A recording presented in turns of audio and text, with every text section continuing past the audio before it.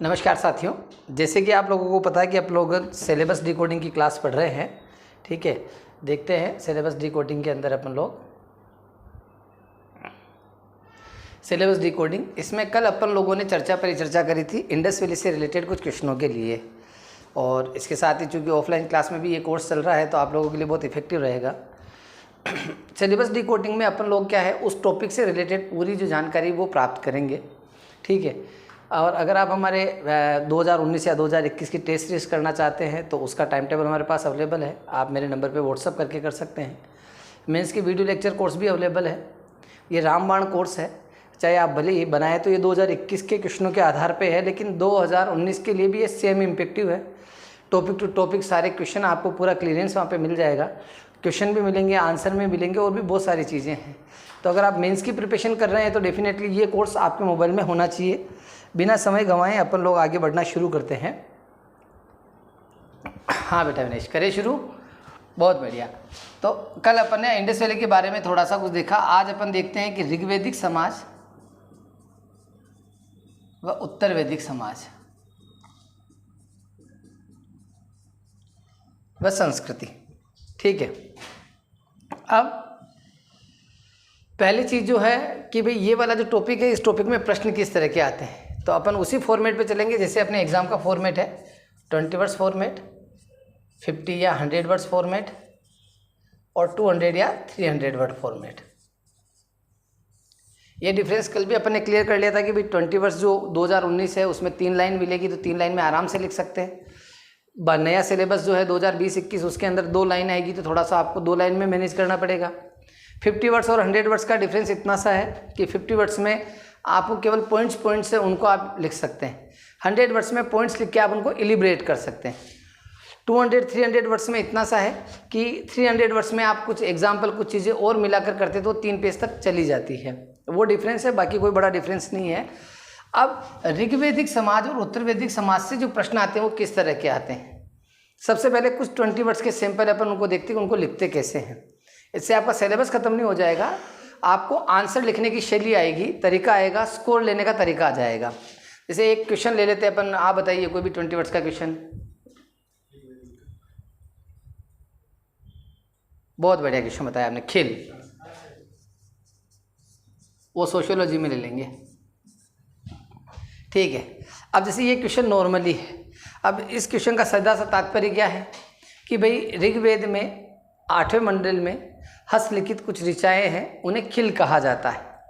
ठीक है, तो एक तो ये डिटेल हो गई, लेकिन यहाँ पे अगर आपको ये जानकारी अच्छे से ध्यान है कि वास्तव में अगर खिल हस्तलिखित है तो बाकी ऋग्वेद कैसा है। टाइपिंग थी उस समय, प्रिंटिंग प्रेस थी उस समय, तो जो वेद हैं वो श्रुति है, मतलब सुनने योग्य हैं। वो अपरुष्य है, मतलब उन्हें पुरुषों ने नहीं गढ़ा है, उसको देवताओं ने बनाया, वो देवताओं के मुख से कहे गए हैं और उनसे किन्हीं गुरुओं को प्राप्त हुए, गुरुओं से फिर शिष्यों को, और फिर शिष्य गुरु में बदले, एक पीढ़ी से दूसरी पीढ़ी में हस्तांतरित होते रहे।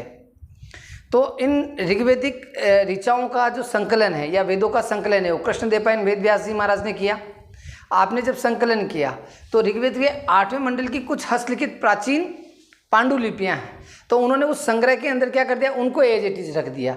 तो बाकी जो मंडल हैं वो वेद व्यास जी महाराज के द्वारा जो संकलन किया गया वो है, और 8वें मंडल में कुछ हस्तलिखित जो ओरिजिनल जो उससे पुरानी है उनको क्या कहा गया है, खिल कहा गया है। तो बस इतनी सी बात लिखनी है अपने को कि भाई ऋग्वेद के अंदर जो है 8वें मंडल के अंदर हस्तलिखित ऋचाओं को खिल कहा गया। या एक क्वेश्चन ये आ गया, डायरेक्ट केवल ऋग्वेद ही लिखा हुआ आ गया आपके सामने, क्या आंसर होगा इसका? क्या बताइए, आप आंसर बताइए बढ़िया से। क्या क्या लिख सकते हैं इसमें अपन?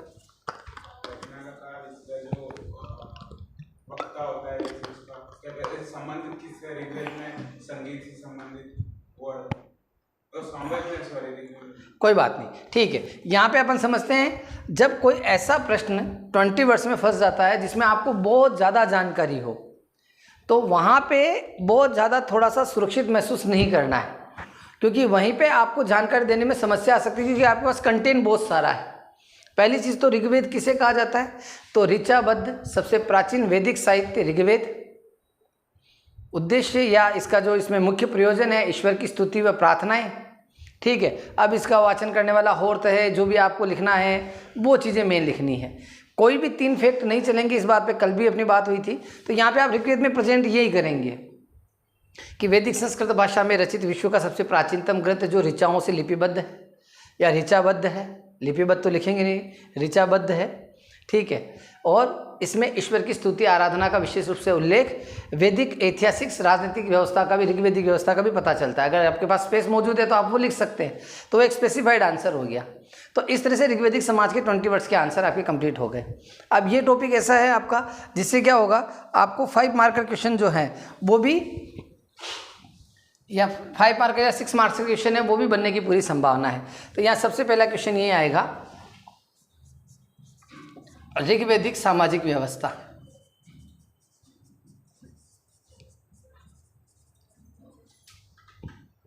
ठीक है, ऋग्वेदिक सामाजिक व्यवस्था है तो सबसे पहले अपन क्या लिखेंगे इसमें, मूलभूत ढांचा।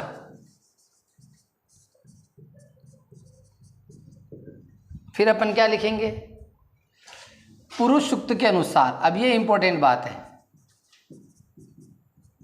सूक्त में क्या बताया गया है, ब्रह्मा से 4 वर्णों की उत्पत्ति हुई। ठीक है, तो यहां पे क्या, जब पुरुष सूक्त में ब्रह्मा के अनुसार मानी गई वर्णवाद व्यवस्था।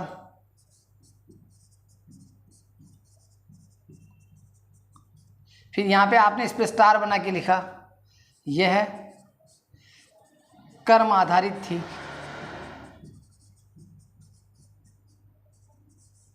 समाज में मुख्य बात यही है। अब आपको यहाँ पे ये विचार नहीं करना है कि भाई मूलभूत ढांचे के अंदर ही 4 लाइन लिख दें तो बाकी के अंदर क्या लिखेंगे। मेन बात वही है, सामाजिक ढांचा उसी से क्लियर हो जाएगा कि स्ट्रक्चर कैसा था उन लोगों का। अब बाकी जो भी आपको लिखना, स्त्रियों की दिशा,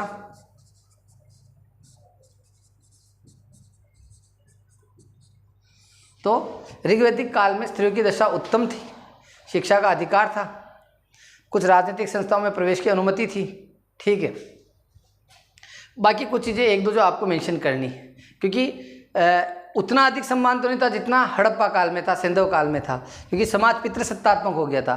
लेकिन ऐसा कोई बहुत बड़ा अत्याचार भी ऋग्वैदिक काल में नजर नहीं आता है कुप्रथाओं के संदर्भ में। तो स्त्रियों की दशा, मनोरंजन के साधन, तो मैंने आपको कल ही बताया था कि 1930 तक भी वो चलेंगे। तो जो जो आपके इसमें पॉइंट आते हैं, रहन सहन, वस्त्र आभूषण, इन बिंदुओं में लिखकर आप क्या कर लोगे, चीज़ों को कंप्लीट कर लोगे।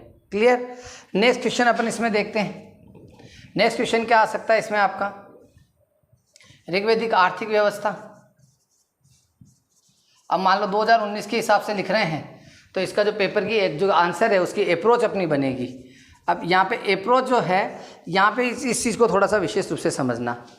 अगर आप 20 वर्ड्स लिख रहे हैं, आप 50 या 100 वर्ड्स लिख रहे हैं, या 200 या 300 वर्ड्स लिख रहे हैं, कोई भी आंसर का आप लिख रहे हैं, तो सबसे पहले उस आंसर के लिए 5 से 10 सेकंड आपको अपने दिमाग में फ्रेम तैयार करनी है कि इसमें मैं क्या क्या चीज़ें करूंगा और क्या क्या चीज़ें इंक्लूड रहेगी। 10 सेकंड के भीतर भीतर आपको उसका प्लान तैयार करना है। सीधा आपको देख के लिखते नहीं जाना है, ऊपर का देख के नीचे लिखना, ये नीति नहीं अपनानी है कि ये तो लिख दिया अब ये याद आ गया, उससे सिक्वेंस क्रम बदल जाएगा। 5 से 10 सेकंड में आपको क्या करना, स्ट्रक्चर तैयार करना है। तो मान लो अगर 100 वर्ड्स में ये है, ठीक है, तो ऐसी स्थिति में सबसे पहले चीज़ क्या आएगी आपके सामने, आप इसका परिचय देंगे, इंट्रो पार्ट, बॉडी पार्ट और कंक्लूजन वाला पार्ट। इस 3 संदर्भ में आप इस आंसर को लिखेंगे। ठीक है। अब जैसे आर्थिक व्यवस्था है तो भाई ऋग्वैदिक समाज है, उसके आर्थिक व्यवस्था का मुख्य आधार क्या था, ऋग्वैदिक समाज पशुपालन मुख्य रूप से अर्थव्यवस्था के आधार में था। इनकी अर्थव्यवस्था के निम्न बिंदु से इसको समझा जा सकता है, जो भी आपको लिखना है। लेकिन यहाँ पे रीढ़ की हड्डी क्या थी, पशुपालन। इंडस वैली के अंदर क्या था, हड़प्पा काल में मेन क्या था, व्यापार व्यवसाय, अर्थव्यवस्था की रीढ़ की हड्डी, बाकी चीज़ें भी थी। ऋग्वैदिक काल में क्या था, पशुपालन, और उत्तर वैदिक काल के बाद से लेकर 1950 तक क्या आ जाएगा, कृषि। तो यहाँ पे पहली चीज़ आपने अपना इंट्रो इस तरीके से मेंशन कर दिया। मेंशन करने के बाद आपने बता दिया सबसे पहले पशुपालन,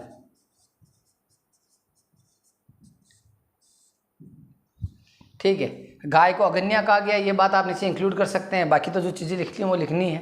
फिर आपने कृषि लिख दिया, विपणन,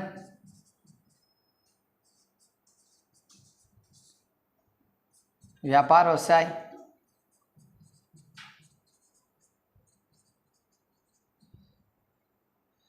मुद्रा।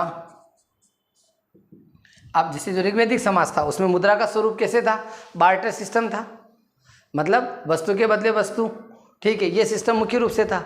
लेकिन एक आदि मुद्रा निष्क वगैरह है जिसका उल्लेख अपने को मिलता है कि वो प्रयोग की जाती थी, तो वो आप यहाँ पे मेंशन कर सकते हैं। फिर एक आधा बिंदु आपको कुछ और भी ध्यान में आ जाए कि भाई इनका व्यवसाय इस प्रकार से था, इनसे था, वो चीज़ें अगर कुछ लगती है तो वो आप 2-3 चीज़ें और मेंशन करके इस आंसर में आगे बढ़ सकते हैं। क्लियर ये स्ट्रक्चर भी। फिर अगला स्ट्रक्चर अपन देखते हैं, ऋग्वैदिक राजनीतिक व्यवस्था।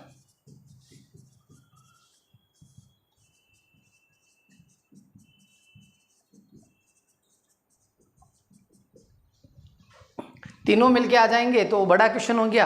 अगर कोई बड़ा भी आ गया तो इलिब्रेट आपको करना है। अब राजनीतिक व्यवस्था में अपन क्या लिखेंगे कि तात्कालिक ऋग्वैदिक साहित्यिक स्रोतों से ऋग्वैदिक राजनीतिक व्यवस्थाओं के बारे में पर्याप्त जानकारी प्राप्त होती है। इस संदर्भ में इनकी राजनीतिक व्यवस्था इस प्रकार से थी। ठीक है, प्रारंभिक कबीलाई व्यवस्था और उन्नत शासन स्वरूप। अब इस तरीके से कोई बच्चा नहीं करता है। सबसे पहले आपने 2-3 लाइनों में बताया कि भाई ऋग्वैदिक राजनीतिक व्यवस्था जो थी प्रारंभ में कबीलाई व्यवस्थाओं पर आधारित थी। अलग अलग कबीले होते थे, उनके मुखिया होते थे और वो अपने शासन क्षेत्र के अंदर अपनी चीज़ों को चलाए थे, जो भी व्यवस्था थी। धीरे धीरे इनका प्रसार होने लगा, इनका आकार बढ़ने लगा, कबीलों में आपस में संघर्ष भी हुए।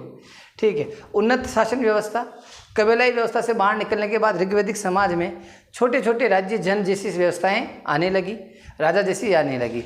अब आपने यहाँ पे लिखा पदाधिकारी, क्योंकि ऋग्वैदिक समाज में ऐसा नहीं था कि उन्नत राज्य बन चुके थे, पूरे विभाजन हो सकते थे, तो ऐसा नहीं हुआ था, पदाधिकारी। अब केंद्रीय स्तर पे तो जो राजन है वो सबसे मुख्य होता था। ठीक है, फिर अन्य पदाधिकारी आपको ग्रामीणी कुल्लू जो भी याद आ जाए आपको, वो आपको यहाँ पे मेंशन करना है। ठीक है, पदाधिकारी के बाद क्या हो गया? राजनीतिक संस्थाएं।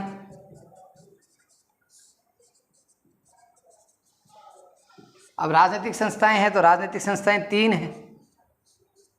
ठीक है, कौन कौन सी है? सभा, समिति और विधत। क्लियर। और लास्ट में आप अपना कलपुजन बना के इस आंसर को खत्म कर सकते हैं। ये इस आंसर की स्पेशलिटी हो गई। तीनों मिलके भी आ गए तो ऋग्वैदिक समाज में मेन से रिलेटेड मेन ये है। अगर प्री के फैक्ट आप लोगों को बहुत अच्छे से याद है तो 20 वर्ड्स आप बहुत बढ़िया तरीके से कर लोगे। 5 मार्कर, 11 मार्कर, 15 मार्कर, जो भी आपका 6 मार्कर है वो सारा इससे क्लियर हो जाएगा। सेम की सेम चीज़ें उत्तर वैदिक समाज में चलेगी, थोड़ा सा दृष्टिकोण बदल जाएगा। जैसे यहाँ पे क्या हो जाएगा, जो वर्ण व्यवस्था है वो अब जन्म आधारित मान ली गई। ठीक है, धातु कर्म जो है वो प्रमुख उद्योग के रूप में उभरने लगा। पशुपालन के स्थान पे कृषि जो है वे व्यवस्थित और स्थायी कृषि का जो प्रचलन है वो बृहद स्तर पे होने लग गया। राजनीतिक संस्थाएं हैं, बड़े बड़े राज्य जो है जनपद के रूप में आने लगे। कबीले जैसी व्यवस्था पूरी तरह समाप्त हो गई। गौर ब्राह्मणवाद का उदय इस समय की सबसे बड़ी दृष्टिकोण। धर्म में आडंबर बहुत बड़े स्तर पर प्रवेश कर चुका था। इसी ने क्या किया, आने वाले धर्मों को उदय होने का मौका भी प्रदान कर दिया।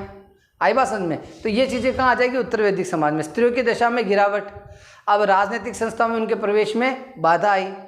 यज्ञोपवीत संस्कार से उनको हटा दिया गया। तो ये उत्तर वैदिक समाज में जो चेंज आए उन चेंजों में लिखना है। क्लियर। बाकी पॉइंट्स वो के वो रहेंगे, उसी में आपको इलिब्रेट करना है। अब उत्तर वैदिक समाज से निकलने के बाद अगर अपना कोई टॉपिक आता है तो उत्तर वैदिक समाज के बाद कौन सा टॉपिक ले अपन? धर्म उदय का काल, क्योंकि भाई उत्तर वैदिक समाज के बाद ही धर्म उदय का काल आया, तो नव धर्म उदय का काल।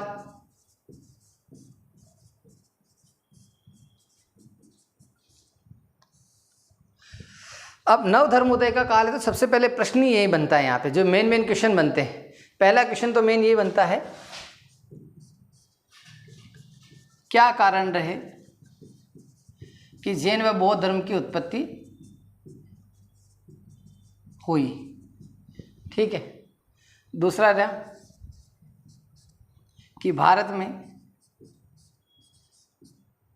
प्राचीन भारत में नव उदित धर्म लंबे समय तक स्थापित नहीं रह पाए, क्या कारण रहे? ठीक है, तो ऐसे प्रश्न जो है वो कठिनता पैदा कर सकते हैं। बाकी तो नॉर्मल ट्रेडिशनल क्वेश्चन आया तो वो मुझे लगता है कि कोई बहुत बड़ी बात नहीं है। अब यहाँ पे अपन देखते हैं सबसे पहले नवधर्म उदय के कारण।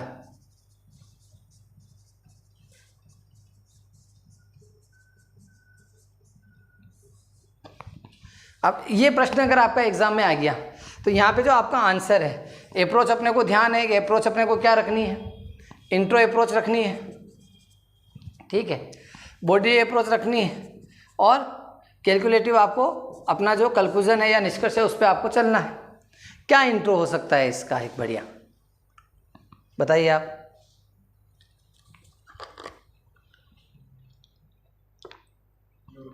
वैदिक काल में जो प्रचलित परंपराएं थी उन्होंने ब्राह्मणवाद को बढ़ावा दिया और इस ब्राह्मणवाद के और धर्मकांड के फलस्वरूप नवधर्म का उदय। बहुत बढ़िया। देखो नवधर्म उदय के पीछे अपन लिख सकते हैं कि तात्कालिक मानव जीवन कुछ विशेष व्यवस्थाओं तक सीमित था। क्यों? क्योंकि उस समय इतनी चीज़ों का उदय नहीं हुआ था कि व्यक्ति अपने जीवन को कैसे व्यतीत करे। जैसे आज आप हैं, दिन आपका कब गुजर जाता आपको पता नहीं चलता, इतने टास्क आपके पास होते थे, लेकिन उनके पास ऐसे कोई टास्क नहीं होते थे, एक रूटीन लाइफ हुआ करती थी। तो रूटीन लाइफ से उनको बोरियत महसूस हुई। अब जब बोरियत महसूस हुई तो सनातन धर्म में उपनिषद रचे गए।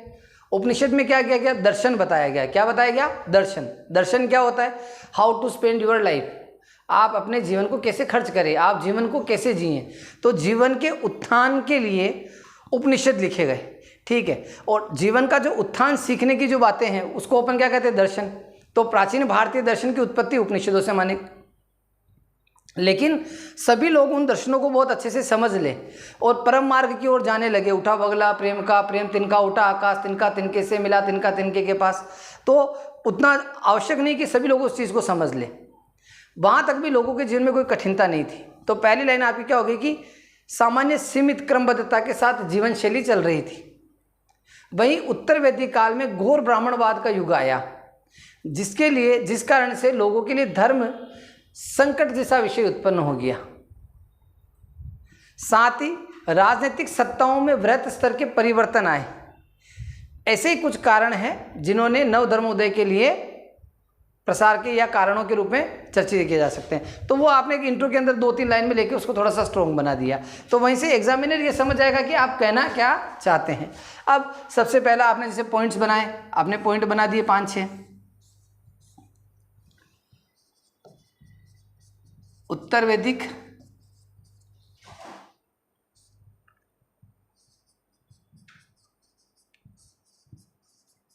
ब्राह्मणवादी समाज, ठीक है। मतलब ये इस तरह से आप इसको समझ लो कि उस समय सारे ब्राह्मण ऐसे नहीं थे। ब्राह्मण वर्ग का एक वर्ग ऐसा हो चुका था जो कर्मकांड पर अधिक बल दे रहे थे, हर चीज़ को नीति नियम से करने के पक्ष में अधिक थे। और आप जानते हैं कि मानव जो है थोड़ा सा लापरवाह प्रकृति का है, चीज़ों को उतने क्रमबद्ध तरीके से कर नहीं सकता, ठीक है, क्योंकि सबकी फ्लेक्सिबिलिटी अलग है, सबकी ईश्वर में आस्था अलग है, सबकी शास्त्रों में आस्था अलग प्रकार की है, ठीक है, भिन्न भिन्न प्रकार है। और उस समय क्या सीमित संसाधन थे और उन्हीं सीमित संसाधनों के साथ सीमित नियम बने। तो उस वर्ग को ये लगता था कि अगर ये इस नियम का पालन नहीं करते तो इसके जीवन में बुरा होगा, इनकी वजह से हमें भी संकट झेलना पड़ेगा। धीरे धीरे धीरे इसका अनुचित लाभ उठाने वाले लोगों ने क्या कर दिया, इसको बंधनकारी बना दिया। और इसी को अपन गौर ब्राह्मणवाद का युग या आडंबर काल का युग भी कहते हैं। उसके साथ ही पहली चीज ये हो गई वर्ण व्यवस्था। वर्ण व्यवस्था ने क्या कर दिया, समाज में कुछ वर्गों को ऐसी स्थिति प्रदान कर दी कि वो उचित कार्य करते हुए भी समाज में सम्मान की दृष्टि से नहीं देखे जा रहे थे, ठीक है। तो निश्चित रूप से यहाँ पे लोगों का जो रुझान है, जब कोई नवीनता आई तो उसकी तरफ जाना उचित है। फिर अन्य धर्मों की सहज सरल भाषा,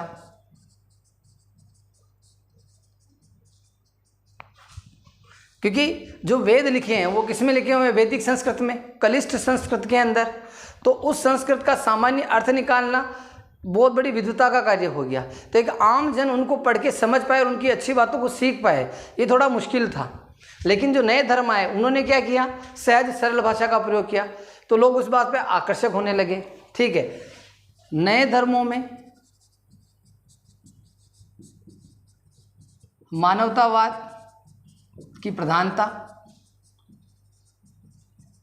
क्योंकि उत्तर वैदिक काल में जो है, जो सनातन धर्म है उसमें मोक्ष की प्रधानता आ गई थी। मोक्ष प्राप्त करने के रास्तों पे चर्चा होने लगी, ठीक है। और जो जी रहा है वो जीना तो चाहता है, कम से कम वो चाहता है कि वो पाप मुक्त रहे, लेकिन उस वजह से कि भाई उससे मोक्ष मिलेगा इसलिए बहुत सारी चीज़ें नहीं करनी या करना जरूरी है, भले उसकी क्षमता से बाहर हो। इसके स्थान पर नए धर्मों ने क्या कर लिया, मानवतावाद को प्रदान किया कि मनुष्य मनुष्य है, ठीक है। नए धर्मों ने वर्ण व्यवस्था का विरोध किया,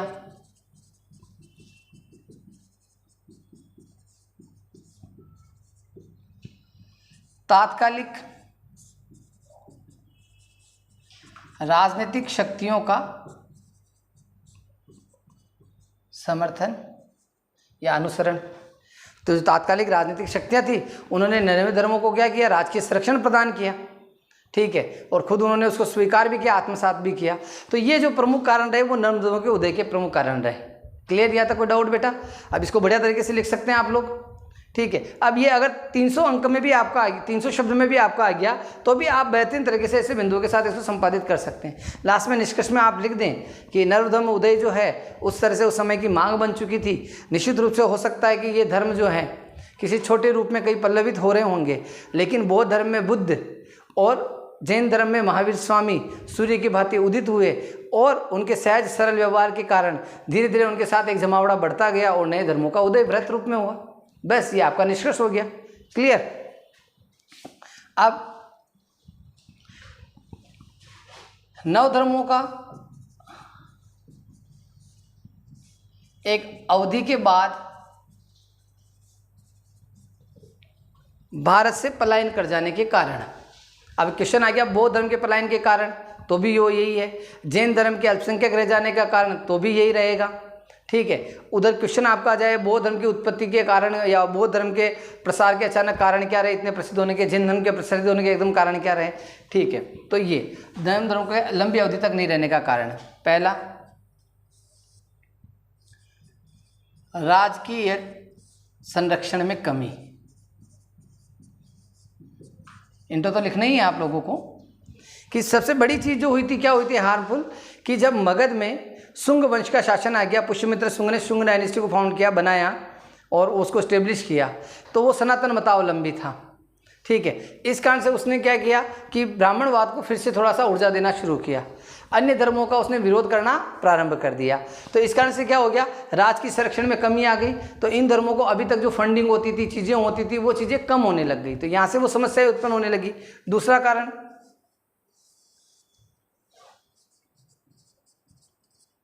सनातन धर्म में सुधारवाद का प्रवेश।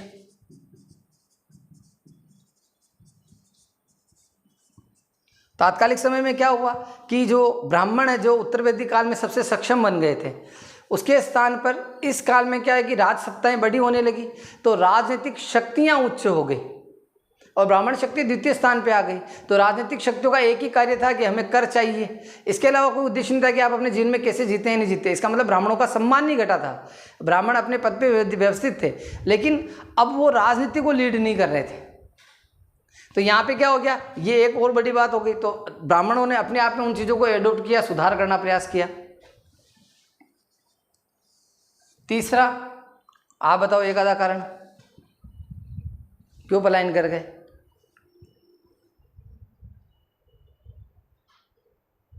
बहुत बढ़िया। नव धर्मों में मूलभूत सिद्धांतों की अवहेलना। जिन कॉन्सेप्ट के कारण लोग उनसे जुड़े थे, तो उसमें से बहुत सारे मूलभूत सिद्धांत जो है यहाँ पे क्षतिग्रस्त होने लगे, ठीक है। जैसे मूर्ति पूजा का प्रवेश आया,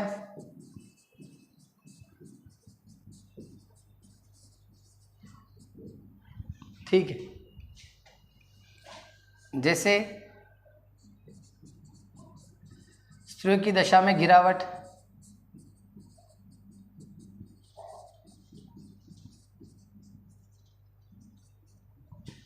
ठीक है। फिर चौथा,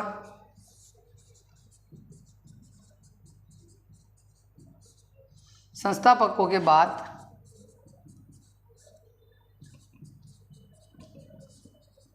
या राष्ट्रीय या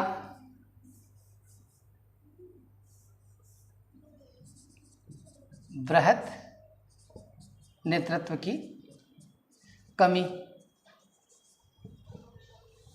जब इस धर्म के अवतारक पुरुष, ईश्वर तुल्य पुरुष या ईश्वर जब इस संसार में नहीं रहे, ठीक है, निर्वाण प्राप्त कर लिया, तो इन धर्मों को मैनेज करने वाला जो लीडरशिप है वो इतना सक्षम कोई नहीं आया।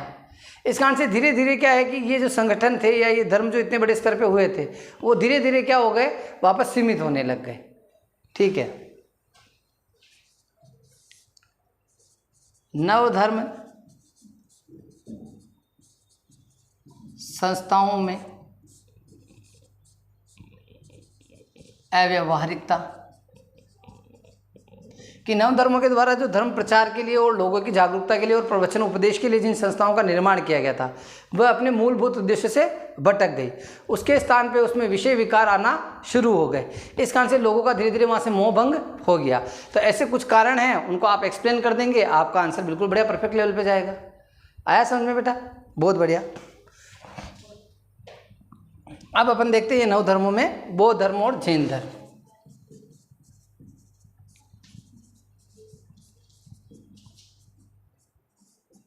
जैन धर्म, अब देखो बौद्ध धर्म एक इंसाइक्लोपीडिया बृहत स्तर की। अब यहाँ से जो क्वेश्चन आते हैं बौद्ध धर्म से 20 वर्ड्स में देखें तो 4 बौद्ध संगतियाँ उनसे संबंधित आ सकता है।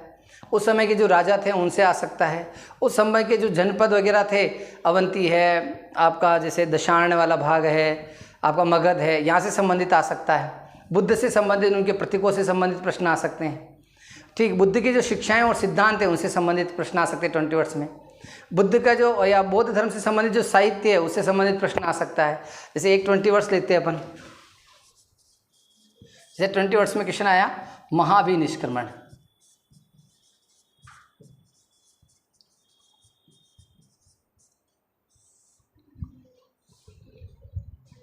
क्या लिखना चाहिए इसे आंसर में? बौद्ध धर्म से संबंधित है शब्दावली, और इसमें जब गौतम बुद्ध ने जब घर त्यागा था, मतलब संन्यास की ओर बढ़े थे, तो वो जो था वो महानिष्क्रमण कह रहा है। बहुत बढ़िया, कि बौद्ध धर्म में बुद्ध के गृह त्याग की घटना को महाभिनिष्क्रमण कहा गया है। अब इसका प्रतीक आपको ध्यान है तो आप उसमें लिख दो, अगर नहीं ध्यान है तो कोई दिक्कत नहीं। ठीक है, बहुत बढ़िया। वसुमित्र जो थे वो चतुर्थ बौद्ध संगति के अध्यक्ष थे। उन्होंने एक रचना लिखी थी, कौन सी लिखी थी? महाविभाषा सूत्र।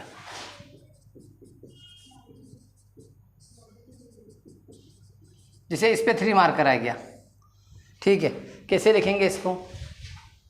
इसके रचयिता वसुमित्र, और जो इसमें जिसका मैं थोड़ा बहुत जो भी वर्णन होगा बौद्ध धर्म से संबंधित जो भी इसके सिद्धांत। देखो, अब ये ऐसे प्रश्न ऐसे होते हैं जिनको आप टाइप्ड आंसर नहीं कर सकते। टाइप्ड आंसर इसको समझना कि आपने यूट्यूब पे गुरुजी को देखा, किसी और गुरुजी को देखा, और आपने एक पैटर्न बना लिया कि हाँ हाँ ये 3 बिंदु मुझे लिख देने हैं।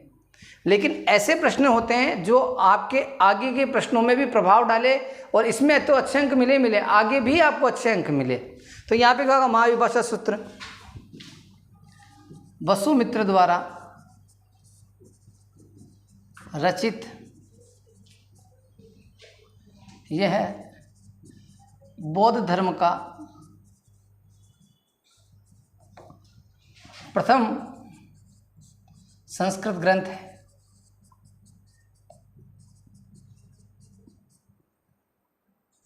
इसमें वहाँ जगह ज़्यादा रहेगी, ये जितना मैंने लिखा 1 लाइन में आ जाएगा। इसमें बौद्ध धर्म के सिद्धांत शिक्षाओं का उल्लेख इसे बौद्ध धर्म का लघु विश्वकोश कहा जाता है।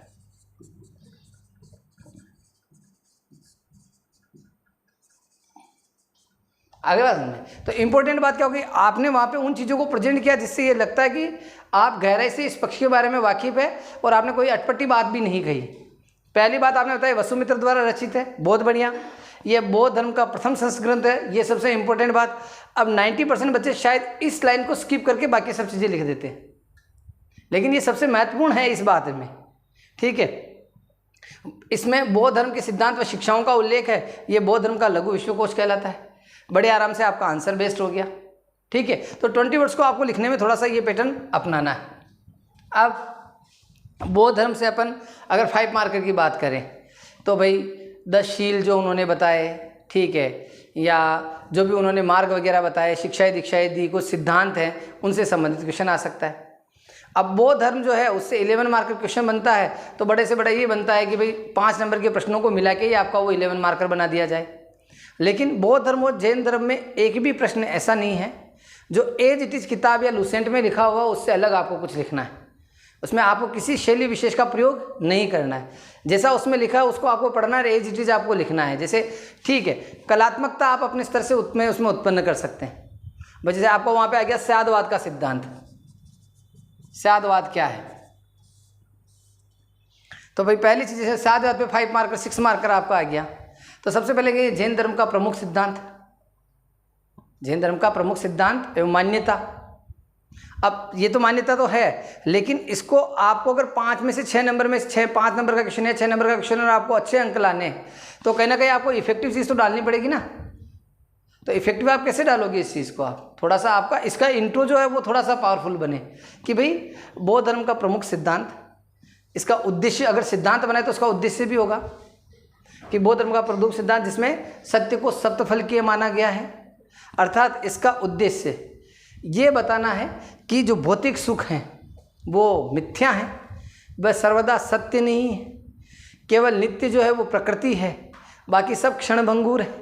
आई बात समझ में? इसलिए सत्य कभी एक पक्षी नहीं हो सकता, तो वो उद्देश्य भी आपका वहाँ स्पष्ट हो जाए। अब जो स्यादवाद के उन्होंने 7 फलक बताए हैं, हाँ सत्य है, हाँ सत्य नहीं है, हाँ सत्य है या सत्य नहीं है, सत्य हो भी सकता है, सत्य नहीं भी हो सकता, जो भी उनमें बताए गए उन 7 का आप एलिब्रेट के आंसर लिख दूँ। लेकिन इसमें आप ज़्यादा कोई परिवर्तन नहीं कर सकते, केवल आपके इंट्रो में या निष्कर्ष में आप कलात्मकता लेके आ सकते हैं। दूसरा, बौद्ध धर्म और जैन धर्म में अगर कोई आप बात कर रहे हैं तो वहाँ पे रेफरेंस भी आप दे सकते हैं, किसी ग्रंथ की वजह से अगर उसमें कुछ आया है तो आप लिख सकते हैं। जैसे मान लो भद्र बाबूजी महाराज के बारे में पूछा गया, भद्र बाबूजी कौन थे भाई? भाई महान जैन भिक्षुक, कौन थे? महान जैन भिक्षुक। उसके बाद अपन इसके बारे में भद्र बाबूजी महाराज उन्होंने क्या विशेष काम किया? बहुत बढ़िया, कि द्वितीय बौद्ध संगति में जैन धर्म के विभाजन के बाद दिगंबर संप्रदाय के संस्थापक भद्र बाबूजी रहे। ठीक है, इनकी रचना भी है, अगर आपको याद आ जाए तो आप लिख सकते हैं, नहीं आए तो कोई दिक्कत नहीं है। तो ये पैटर्न जो रहेगा आपका जैन धर्म और बौद्ध धर्म में रहेगा। अब आपका वर्क यही है कि जैसे कल मैंने इंडस वैली के बारे में चर्चा की, तो आप इंडस वैली घर पे कंप्लीट कर लो। जैसे 1 घंटे आप मेरे से आधे घंटे अगर आप यहाँ पे पढ़ रहे हैं तो 1 घंटे 1.5 घंटे उसी टॉपिक को घर पे जाके कवर कर लो। मैं ऐसी स्पीड से इसको लेके आऊँगा कि 31 दिसंबर से पहले पेपर 1 से 6 तक खत्म कर दूंगा। वो मेरी कैपेसिटी कैसे करूँगा, ठीक है, क्योंकि अभी तो मैंने सहायक सामग्री यूज़ करना शुरू ही नहीं किया है, केवल प्योरिटी पे अपन लोग पढ़ रहे हैं। सहायक सामग्री के साथ करूँगा तो चीज़ें और आसान हो जाएगी। लेकिन अभी मैं चाहता हूँ कि आप मौलिक रूप से लिखना करो। और कोई आपका डाउट है? कोई डाउट नहीं। बस अब आप क्या करोगे, कल मेरे को एक इंडस वैली का क्वेश्चन और एक जैन बौद्ध धर्म से रिलेटेड जो क्वेश्चन है आप लिखेंगे। जो विद्यार्थी मेरे ऑनलाइन देख रहे हैं वो भी इन प्रश्नों के उत्तर लिखने का प्रयास करेंगे, ठीक है। साथ ही अगर आप लोगों ने अभी तक GLCIS एप्लीकेशन अगर डाउनलोड नहीं किया है तो आप उसे डाउनलोड करें, ठीक है। ये कोर्स आप सब लोगों के मोबाइल में होना चाहिए। 2019 मेंस के लिए भी काम देगा और 2021 मेंस के लिए भी काम देगा। कंटेंट वो है, बाकी वीडियो लेक्चर कोर्स भी अवेलेबल है, बहुत सारी चीज़ें, टेस्ट सीरीज वगैरह सारी चीज़ें अवेलेबल है। तो आप लोग वो सारी चीज़ें ले सकते हैं, कोई दिक्कत नहीं है। धन्यवाद साथियों, बहुत बहुत धन्यवाद आप लोगों का।